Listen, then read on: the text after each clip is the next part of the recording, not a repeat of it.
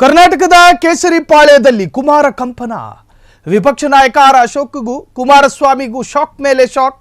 ವಿರೋಧ ಪಕ್ಷದ ನಾಯಕರ ಅರ್ಥಾತ್ ಆರ್ ಅಶೋಕ್ ವಿರುದ್ಧ ದೂರು. ಕರ್ನಾಟಕದ ಬಿಜೆಪಿಯಲ್ಲಿ ಕುಮಾರ ಕಂಪನ. ವಿಪಕ್ಷ ನಾಯಕ ಆರ್ ಅಶೋಕ್ಗೂ ಕುಮಾರಸ್ವಾಮಿಗೂ ಶಾಕ್. ಕುಮಾರಸ್ವಾಮಿ ಶಾಕ್ ಕೊಟ್ಟಿರುವಂತಹದ್ದು ಆರ್ ಅಶೋಕ್ಗೆ. ವಿರೋಧ ಪಕ್ಷದ ನಾಯಕರ ಆರ್ ಅಶೋಕ್ ವಿರುದ್ಧ ದೂರು. ಬಿಜೆಪಿಯ ರಾಷ್ಟ್ರೀಯ ನಾಯಕರಿಗೆ ಅಭಿಪ್ರಾಯ ತಿಳಿಸಿರ್ತಕ್ಕಂಥ ಎಚ್.ಡಿ. ಕುಮಾರಸ್ವಾಮಿ, ಹಾಲಿ ಕೇಂದ್ರ ಮಂತ್ರಿ, ಮಾಜಿ ಮುಖ್ಯಮಂತ್ರಿ, ವಿರೋಧ ಪಕ್ಷದ ನಾಯಕರಾಗಿ ಆರ್ ಅಶೋಕ್ ವಿಫಲರಾಗಿದ್ದಾರೆ. ಸರ್ಕಾರವನ್ನ ಕಟ್ಟಿ ಹಾಕೋದ್ರಲ್ಲೂ ಮತ್ತು ಸರ್ಕಾರದ ವೈಫಲ್ಯತೆಗಳನ್ನು ಎತ್ತಿ ಹಿಡಿಯೋದ್ರಲ್ಲೂ ವಿಧಾನಸಭೆಯೊಳಗೆ ಕಾಂಗ್ರೆಸ್ ಕಟ್ಟಿ ಹಾಕುವಲ್ಲಿ ಅಶೋಕ್ಗೆ ಶಕ್ತಿ ಇಲ್ಲ. ಬಿಜೆಪಿ ಶಾಸಕರೇ ವಿಧಾನಸಭೆಯೊಳಗೆ ಆರ್ ಅಶೋಕ್ ಮಾತು ಕೇಳ್ತಾ ಇಲ್ಲ. ವಿಧಾನಸಭೆಯೊಳಗೆ ಅಶೋಕ್ ಮಾತುಗಳು ಪರಿಣಾಮ ಬೀರ್ತಿಲ್ಲ. ಕಾಂಗ್ರೆಸ್ ಸರ್ಕಾರದ ಹಗರಣಗಳನ್ನ ಸದನದೊಳಗೆ ಸಮರ್ಥವಾಗಿ ಬಯಲು ಮಾಡ್ತಾ ಇಲ್ಲ.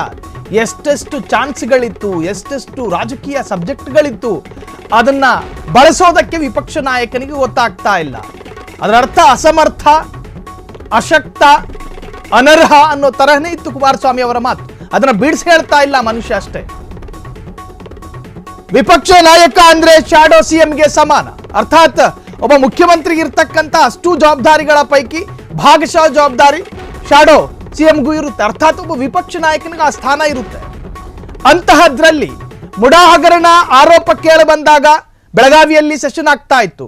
ಆ ಸಂದರ್ಭದಲ್ಲಿ ಆಡಳಿತಾರೂಢ ಕಾಂಗ್ರೆಸ್ ಅನ್ನ ಬಲವಾಗಿ ಕಟ್ಟಿ ಹಾಕಬಹುದಾಗಿತ್ತು. ಆದರೆ ಅಲ್ಲೂ ಕೂಡ ಮುಡಾ ಹಗರಣದ ವಿರುದ್ಧ ಮಾತನಾಡೋದಕ್ಕೆ ವಿಪಕ್ಷದವರಲ್ಲಿ ಸಾಧ್ಯ ಆಗಲಿಲ್ಲ. ಅದನ್ನ ಯತ್ನಾಳ್ ವ್ಯಾಖ್ಯಾನಿಸಿದ್ದು ಇದು ಅಡ್ಜಸ್ಟ್ಮೆಂಟ್ ಪಾಲಿಟಿಕ್ಸು ಅಂತ. ಸಿಎಂ ಸಿದ್ದರಾಮಯ್ಯರ ವಿರುದ್ಧ, ಡಿ ಕೆ ಶಿವಕುಮಾರ್ ವಿರುದ್ಧ ಯಾವುದಾದ್ರೂ ಆರೋಪ ಕೇಳಿ ಬಂದಾಗ ಬಿ.ವೈ. ವಿಜಯೇಂದ್ರ ಹೆಚ್ಚಾಗಿ ಮಾತನಾಡೋದಿಲ್ಲ. ಆರ್ ಅಶೋಕ್ ಕೂಡ ಖಾರವಾಗಿ ಅದನ್ನು ಟೀಕಿಸೋದಿಲ್ಲ. ಕಾರಣ ಏನು ಅಂತ ಹೇಳಿದ್ರೆ ಅದು ಅಡ್ಜಸ್ಟ್ಮೆಂಟ್ ಪಾಲಿಟಿಕ್ಸ್ನ ಭಾಗ.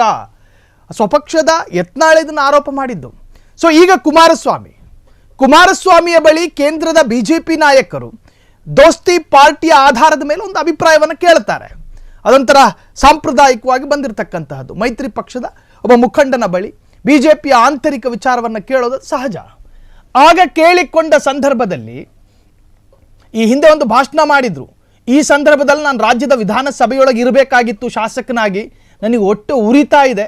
ಕಾರಣ ಕಾಂಗ್ರೆಸ್ ಅನ್ನು ಕಟ್ಟಿ ಹಾಕೋದಕ್ಕೆ ಅಲ್ಲಿರ್ತಕ್ಕಂಥ ವಿಪಕ್ಷದವರಿಗೆ ಸಾಧ್ಯ ಆಗ್ತಾ ಇಲ್ಲ.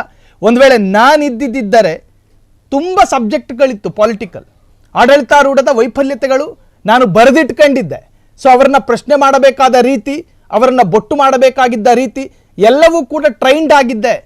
ನಾನಲ್ಲಿ ಇರಲಿಲ್ವಲ್ಲ ಅಂಥೇಳಿ ಆ ಮನುಷ್ಯ ಒಟ್ಟು ಉರಿತಾ ಇದೆ ಅಂಥೇಳಿ ತನ್ನ ಅಭಿಪ್ರಾಯವನ್ನು ವ್ಯಕ್ತಪಡಿಸಿದ್ರು. ಸೊ ಈಗ ವಿಪಕ್ಷ ನಾಯಕನ ವಿರುದ್ಧವೇ ದೂರನ್ನು ಕೊಟ್ಟಿದ್ದಾರೆ.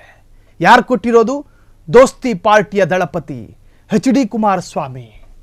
ವಿಪಕ್ಷ ಸ್ಥಾನವನ್ನು ನಿಭಾಯಿಸೋದಕ್ಕೆ ಆರ್ ಅಶೋಕ್ ಅವರಿಗೆ ಸಾಧ್ಯ ಆಗ್ತಾ ಇಲ್ಲ, ಅಶಕ್ತರಾಗಿದ್ದಾರೆ. ಕಾಂಗ್ರೆಸ್ ವಿರುದ್ಧ ಎಷ್ಟೆಷ್ಟು ಆರೋಪಗಳು ಕೇಳಿಬಂತು.